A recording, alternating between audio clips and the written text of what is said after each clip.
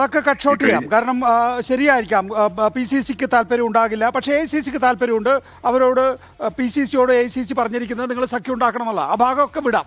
എന്തായിരിക്കും അതിൻ്റെ ഒരു ഇപ്പോഴും ജയറാം രമേശ് പറയുന്നത് സോണിയാഗാന്ധി, മല്ലികാർജ്ജുൻ ഖാർഗെയും മമതാ ബാനർജിയുമായി വളരെ നല്ല ബന്ധമാണ്, എങ്ങനെയെങ്കിലുമൊക്കെ ഒരു സഖ്യം ഉണ്ടാക്കുമെന്നാണ്. അപ്പോൾ കോൺഗ്രസ് ഉറ്റുനോക്കുകയാണ്.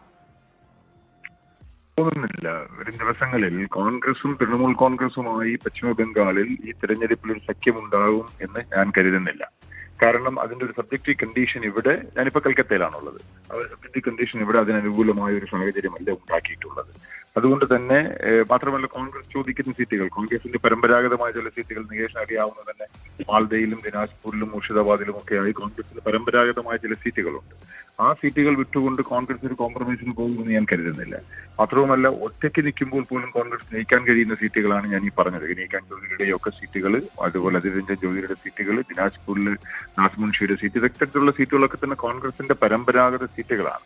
അവിടെ തൃണമൂൽ കോൺഗ്രസ് ഉണ്ടെങ്കിലും ഇല്ലെങ്കിലും കോൺഗ്രസിന് ജയിക്കാൻ കഴിയുമെന്നുള്ള, അല്ലെങ്കിൽ കോൺഗ്രസ് പ്രധാനപ്പെട്ട ഒരു ശക്തിയായിരിക്കും. അല്ല, അതാണ് തൃണമൂൽ കോൺഗ്രസ് പറയുന്നത്. തൃണമൂൽ കോൺഗ്രസിന് ഞങ്ങളെയാണ് വേണ്ടത്, ഞങ്ങൾക്ക് തൃണമൂൽ കോൺഗ്രസിനേക്കാൾ എന്നതിലേറെ. നോക്കൂ, അങ്ങനെയാണെങ്കിൽ ഇടതുപക്ഷവുമായും വീണ്ടും കോൺഗ്രസ് ഒരു സഖ്യം, അങ്ങനെ ഒരു പ്ലാറ്റ്ഫോം എന്ന് പറയുന്നത് നിരർത്ഥകമായിരിക്കില്ലേ ഇന്നത്തെ സാഹചര്യത്തിൽ? അവിടെ തൃണമൂൽ കോൺഗ്രസും BJPയും തമ്മിലുള്ള നേരിട്ടുള്ള ഫൈറ്റ് വരുന്ന സമയത്ത് ലെഫ്റ്റിന് എന്ത് കാര്യം? കോൺഗ്രസ് ശരിയാണ്, കോൺഗ്രസ് ഈ ബഹ്റംപൂരും മാൽദയും ഒരുപക്ഷെ നേടിയേക്കാം, അതിനപ്പുറത്തേക്ക് വേറെ എന്ത് സാധ്യത?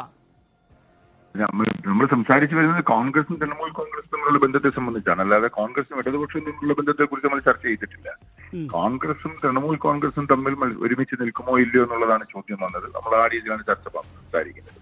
അതുകൊണ്ട് തന്നെ അക്കാര്യത്തിൽ കോൺഗ്രസിന് ഈ പറഞ്ഞതുപോലെ അവരുടെ പരമ്പരാഗത സീറ്റുകളിൽ അവർക്ക് മത്സരിക്കാൻ കഴിയുമെന്നുള്ള ആത്മവിശ്വാസമുള്ളത് കൊണ്ടാണ് അവർ ആ സീറ്റുകൾ ചോദിക്കുന്നത്.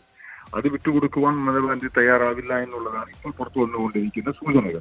അതനുസരിച്ചാണ് ഞാൻ പറയുന്നത് അങ്ങനെ ഒരു സഖ്യം ഉണ്ടാകാനുള്ള സാധ്യത വളരെ വിരളമാണ്, എന്ന സാധ്യത കുറവുമാണ്.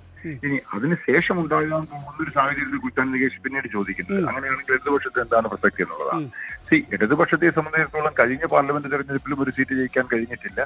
ഇത്തവണ സാഹചര്യം കുറച്ചുകൂടി ഇടതുപക്ഷത്തിന് അനുകൂലമായ ചില സാഹചര്യങ്ങളുണ്ട് ഇവിടെ. വിശേഷിച്ചും ഇടതുപക്ഷ പ്രസ്ഥാനങ്ങളിലെ വർഗഭോജന സംഘടനകൾ ശക്തമായി തിരിച്ചു വരുന്നുണ്ട്. അതുപോലെ തന്നെ ബുദ്ധിജീവികളുടെയിൽ, അതായത് മമതാ ബാനർജി അധികാരത്തിൽ കൊണ്ടുവന്ന ബുദ്ധിജീവി വർഗം ഒരു വലിയൊരു വിഭാഗം ആളുകൾ ഇടതുപക്ഷത്തേക്ക് തിരിഞ്ഞിന്തിക്കാൻ തുടങ്ങിയിട്ടുണ്ട്. മാധ്യമങ്ങൾ ഒരു സമയത്ത് ഇടതുപക്ഷത്തെ നിശിതമായി വിമർശിക്കുകയും ഇടതുപക്ഷ നടപടികളെ കുറ്റപ്പെടുത്തുകയും ചെയ്തിരുന്ന മാധ്യമങ്ങൾ പോലും ഇപ്പൊ ഇടതുപക്ഷ ഗവൺമെന്റിന് ഈ ഗവൺമെന്റുമായി തുലനം ചെയ്യാൻ തുടങ്ങിയിരിക്കുന്നു എന്നുള്ളതാണ്. മതനിരപേക്ഷ വോട്ടുകളെ സംബന്ധിച്ചിടത്തോളം മമതാ ബാനർജി BJPയുമായിട്ട് ഒളിഞ്ഞും തെളിഞ്ഞുമുള്ള ബാന്ധവം നിലനിർത്തുന്നു എന്നുള്ളത് ഇവിടെ ചർച്ച ചെയ്യപ്പെടുന്ന ഒരു വിഷയമാണ്. അതുകൊണ്ട് തന്നെ മതന്യൂനപക്ഷങ്ങൾക്ക് വിശ്വസിക്കാൻ കഴിയുന്ന ഒരു ശക്തിയായി വീണ്ടും അതാണ് ശ്രീ ജി ദേവരാജൻ താങ്കളുടെ അക്കാര്യത്തിലുള്ള നിലപാട്. You are watching Reporter Evening Show.